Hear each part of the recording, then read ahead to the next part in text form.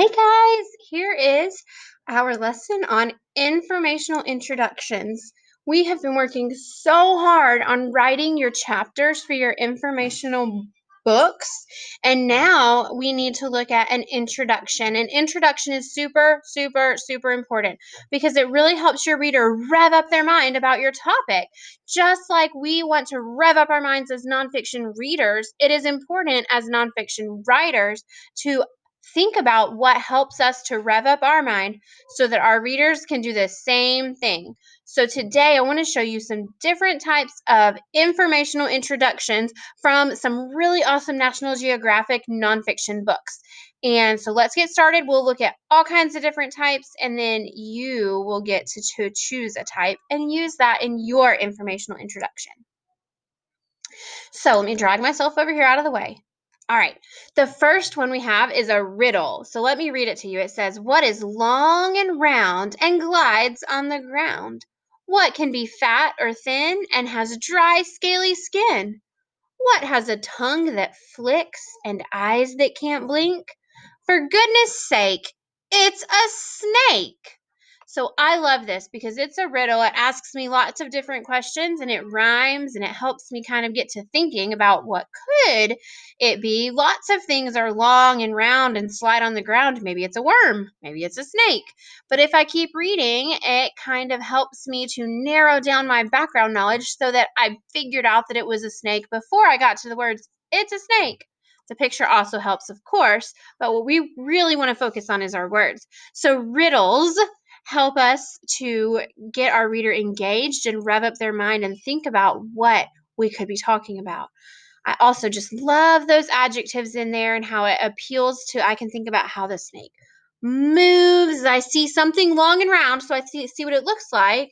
I think about how it moves, sliding on the ground. And then I also think about how it feels with its dry, scaly skin. So lots and lots of different things going on in that riddle. Let's look at another one. There we go.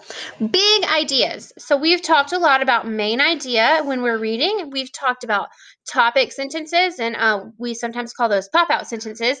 We talked about how important those are. So sometimes your introduction will just show the big idea. It's almost like a big giant topic sentence or two or three for your whole writing. Let's read this one. It says, "Tigers are big and beautiful animals. They are strong and powerful too. Tigers are the biggest cats in the world."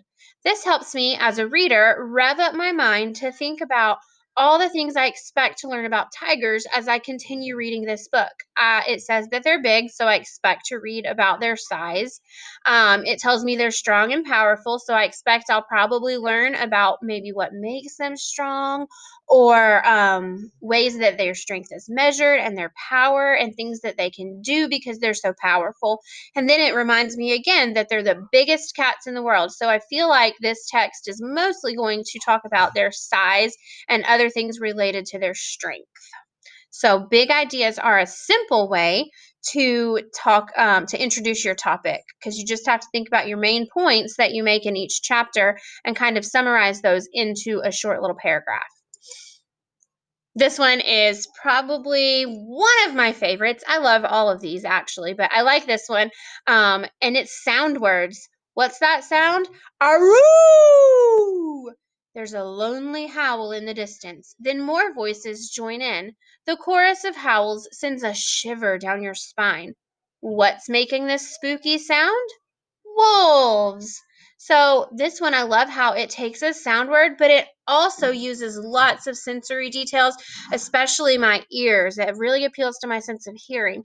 And I could just close my eyes and imagine what that sounds like. Oh, oh, oh, in the background. And that is a really creepy sound. If you've ever been outside and heard that, it's creepy.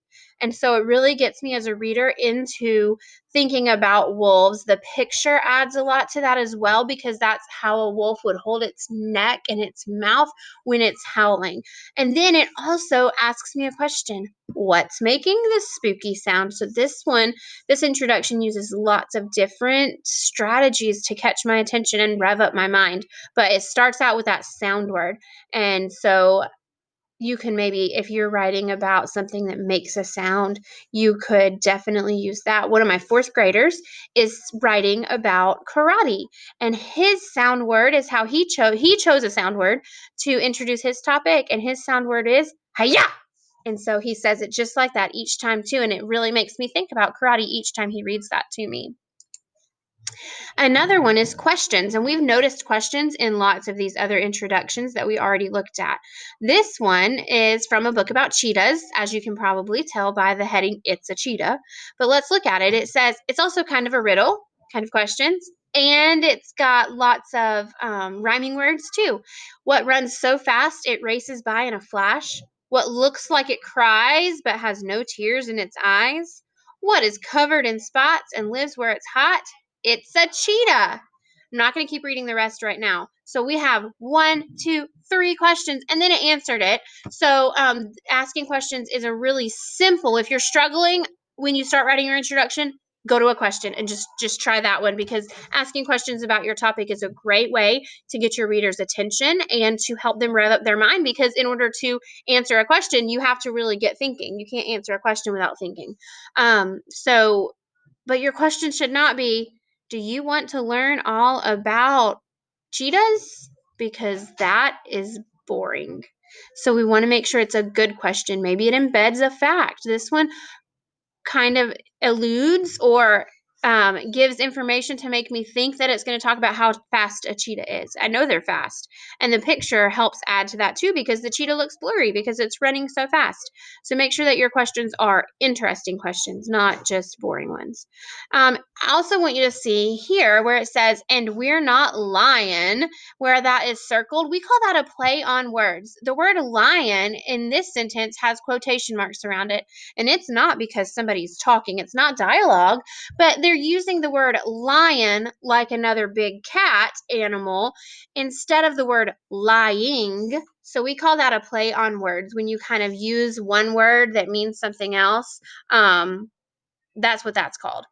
So then as you continue reading this introduction, it also uses a big idea to introduce. So most of these have more than one strategy within the introduction. Let's look at another one. Interesting fact. You guys are great at giving fun facts. I know a lot of you have just lists of fun facts about your topic. So maybe you want to pull a really interesting one or two of those to use in your introduction instead of just having a section called fun facts.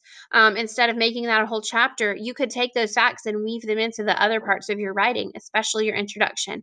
So you could pick the very coolest one. Let's read. It says, what hatches on land but spends its life in the sea? Ooh, that's another question. What starts out the size of a ping pong ball but can grow up to 7 feet long? A sea turtle. So 2 questions, but those were actually fun facts hidden inside a question. I now know that a sea turtle hatches on land but spends its whole life in the ocean.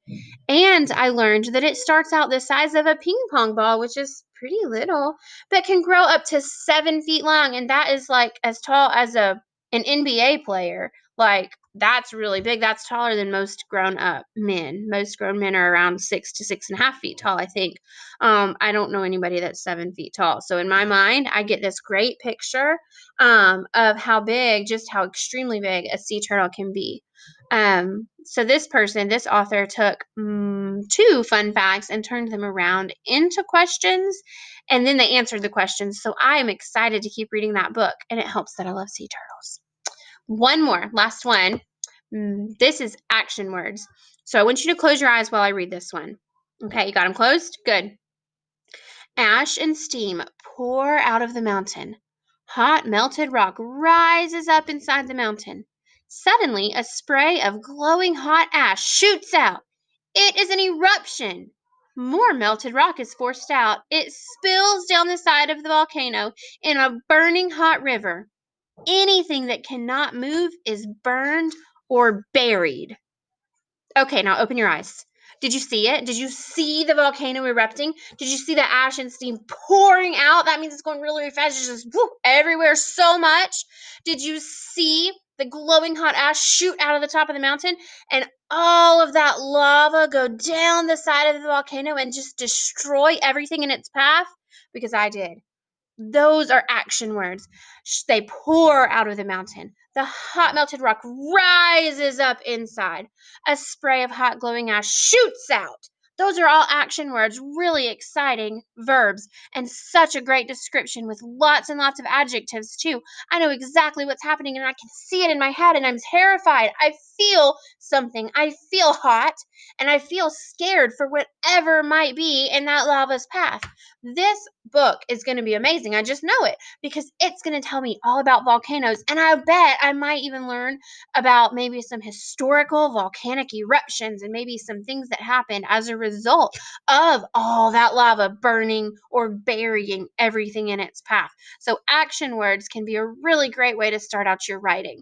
Um, so today, as you're working on your introduction, go back and you can go back through and watch this video again or look at these pictures again and read these examples and choose one or maybe even two of these strategies to use in your introduction. And remember, an introduction does not give all the facts. You are going to do that in your chapters, but the introduction comes first and it helps the reader to know what your topic is and what they can expect to learn when they read your informational writing. You've got to help them rev up their mind. So off you go and do some great writing for us today.